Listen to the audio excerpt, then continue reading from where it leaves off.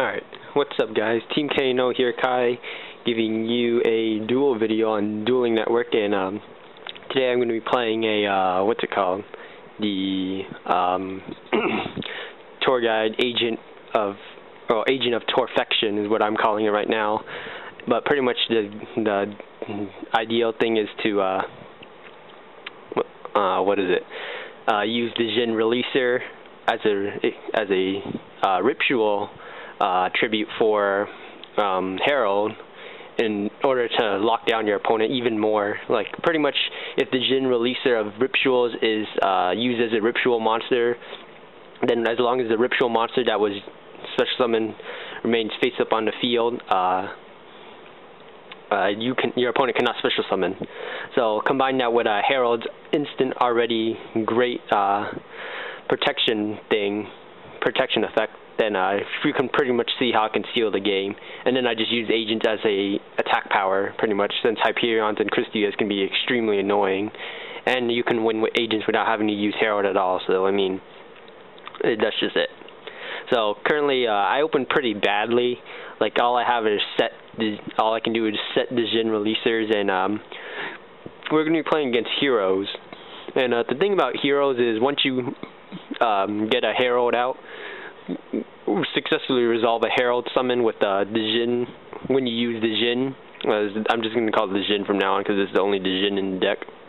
But pretty much when you resolve a Herald summon with using a Jin as a ritual tribute, then it's pretty much game over from there. So long as you keep your negates to a minimum, because of the only thing they have out as is Book of Moon, Dark Hole, Gemini Spark, and Hero Blast, and none of those are spell speed 3, so Herald can easily negate all of them, and they can't run over his 2800 butt because of you can't special summon, so they can't bring out a Shining and try and knock face.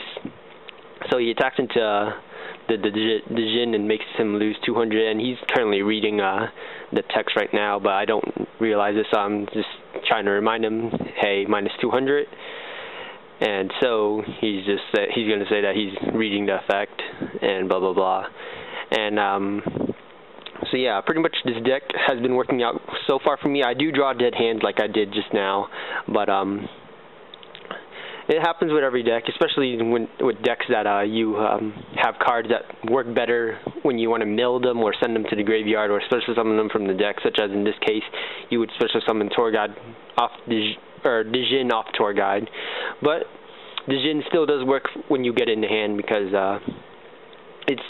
you still have the lockdown.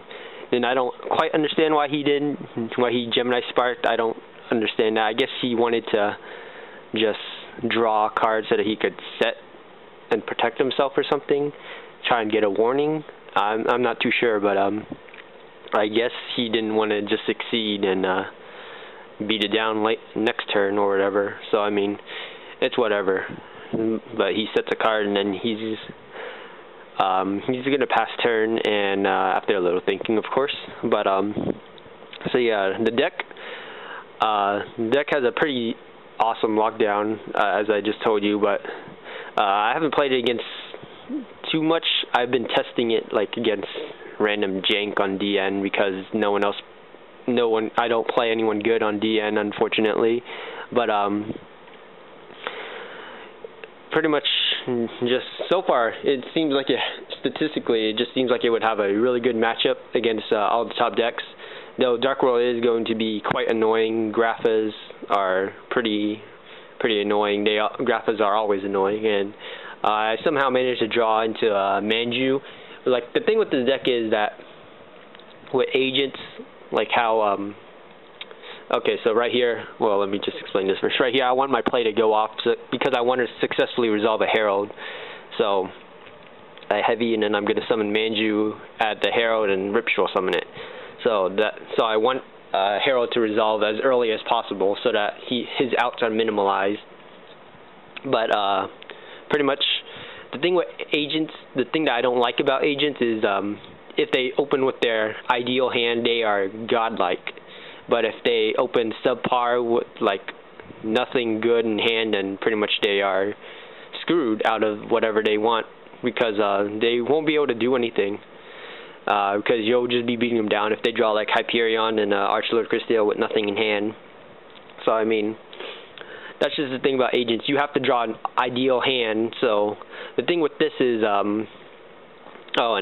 whenever Donna the Herald is used as, whenever you ritual summon a Herald of Perfection, you can banish the Donna the Herald that you just used to add one of the ritual monsters that you attributed to your hand. So it's pretty good to add those targets back that you just attributed for the ritual summon. So alright, so back to agents. So the thing about agents, as I said before, they need to draw the ideal hand. So with this deck, you have 2 more ideal openers. Well, 3 if you count Sangan, but you have a Tour Guide opener, which is not bad, which is actually really good. You can make a rank 3 and just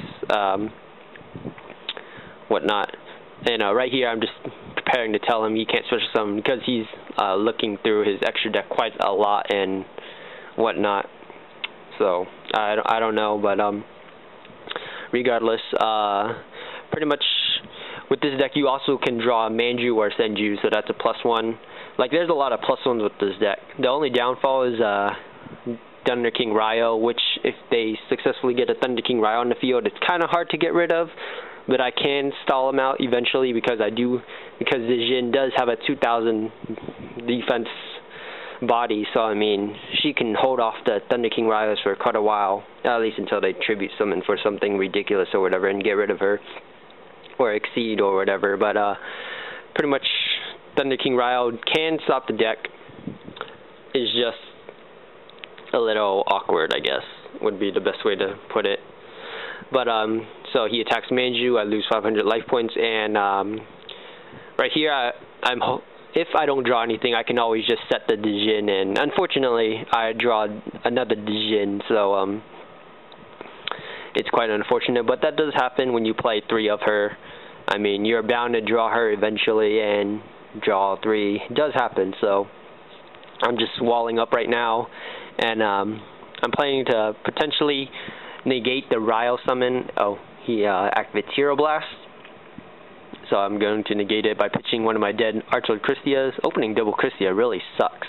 Like, if you have nothing else playable and you have double Christia, that really sucks. Like, it hurt my soul really deep. And I don't even like playing agents, but that hurt me deep.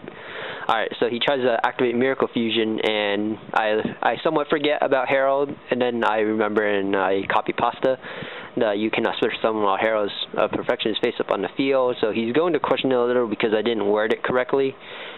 So I tried to explain that it's because I use Dijin Releaser of Rituals as a ritual tribute. So checking the name, you know, her name is quite annoying. It's silly, but yeah, he asks, is that a ruling or something? So I'm trying to explain to him that it's because I use Dijin Releaser of Rituals as a ritual tribute, and then he checks the graveyard or banish.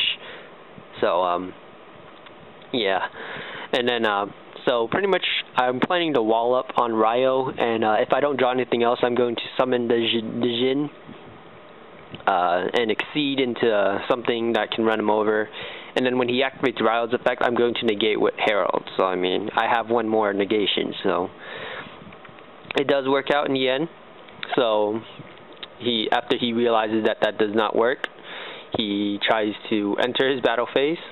So into the battle phase we go, and he attacks the Jin, so he loses 100. Oh, and at this point we both realize that he didn't take the 200 from earlier, which is actually really important. You should tell your opponent when to keep track of life points, and if they don't do it, you should tell them, because you could be screwed out of some games if they don't tell you, because, well, obviously 200 life points may not seem like a big deal, but when it's like at near the low end of the game and you haven't taken, and you only have like 200 life points left to kill from your opponent, that easily could have been game like a long time ago if you had done that correctly. So I draw the Avarice, and I'm thinking, I know I still want to exceed, but I don't know if I want Avarice to be able to resolve Avarice, or because because if I let Avarice resolve, I have a chance to draw more negation targets. And if I use Christia now, I have no guarantee that I will draw more negation so that he can negate. He can get rid of Herald of Perfection. So I overlay, and I know, because I know I'm going to overlay for sure. That is for sure. And then he's going to negate with Ryo, because obviously if he doesn't, Leviathan's going to run over that as. So he negates Ryo, and I say as in thinking. So I'm thinking a little bit, and I hate people when they say they're thinking but they don't type thinking, so they take like 20 minutes or whatever to think or whatever. I don't know. It's just really annoying. Like Dueling Network is a headache sometimes, and I just like playing. So I let the Thunder King Rouse effect go off so that Avarice is live. So even though the Djinns work better in the graveyard, you can always special summon them off Tour Guide, so I don't mind them going back to the deck too much. So get all my monsters back into the deck, shuffle, and hopefully I draw something really good. Duality is pretty good. Ooh, and Manju, so I pretty much can +1 and then Duality into something. So, it's actually a pretty interesting 2 draws. But I already used my normal summon, so I can't do anything. So if I have to, I'm going to use Christia to negate whatever he was going to activate. And hopefully Manju will get me some. Well, Manju can always add Herald of Perfection, which is why I wanted to put Senju in. Because Senju, he's still normal summon, he's +1. Oh, and he tries a Dark Hole. So I'm going to negate. But pretty much Manju and Senju, they replace themselves in the hand with another Herald of Perfection, so I don't mind ever summoning them, as well as Earth as well, because I can just get a Venus and use her as negation fodder as well. So it's really good. Monsters that when summoned replace themselves in the hand, +1s are really nice.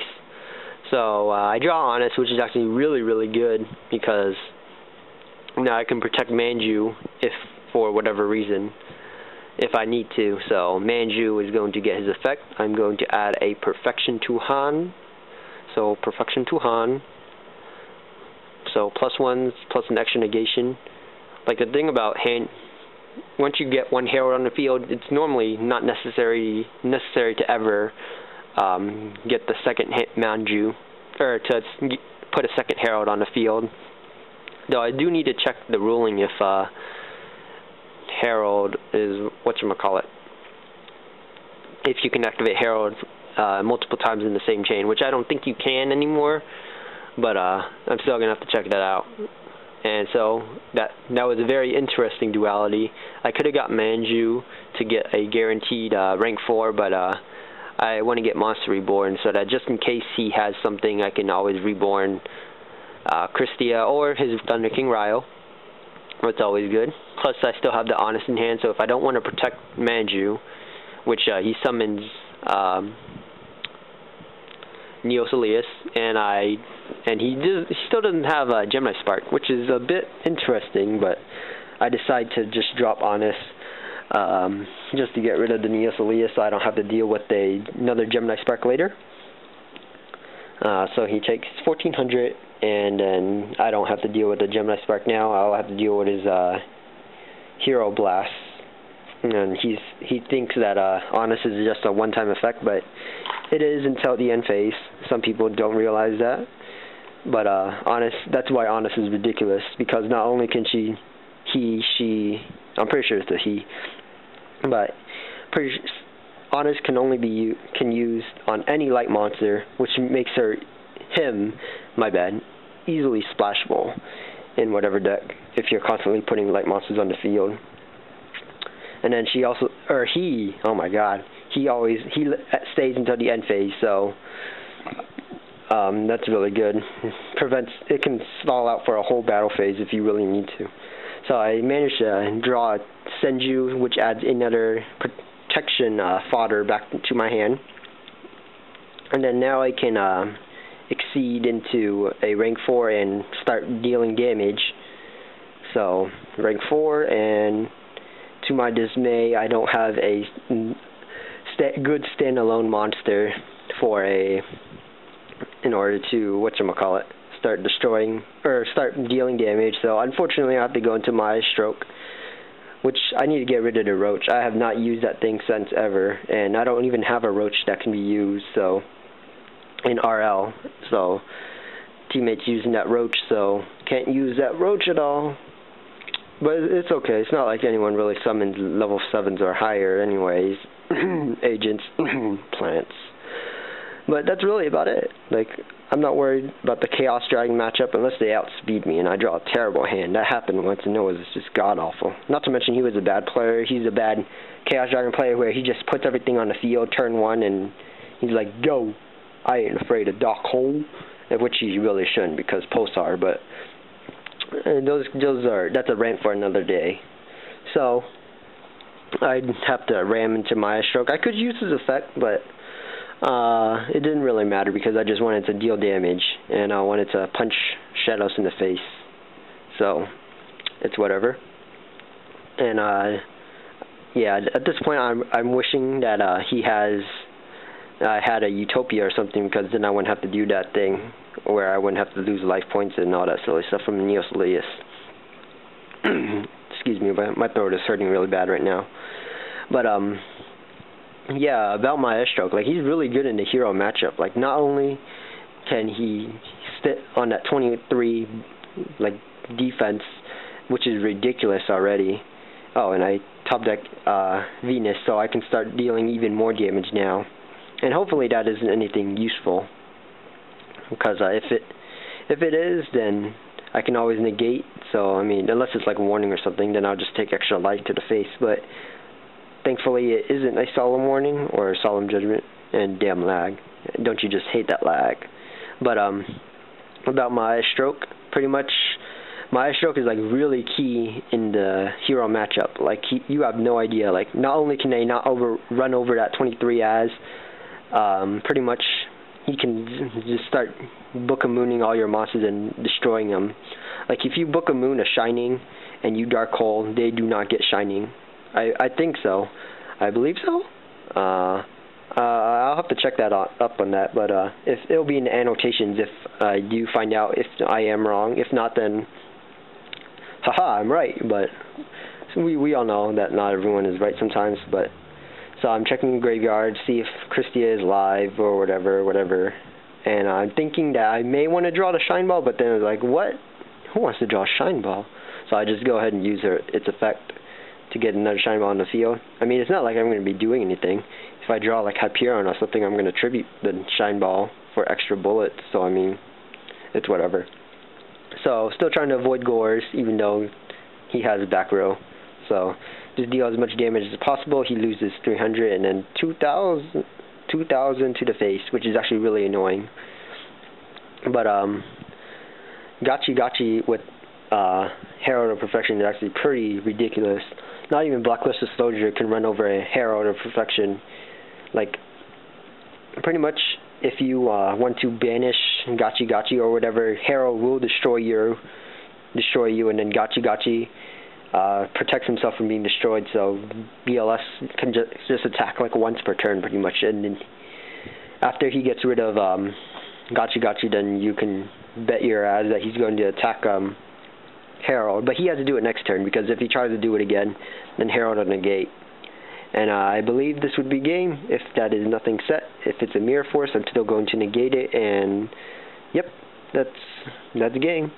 So tell me what you guys think about the deck. Like, rate, comment, and subscribe, and teamknl out.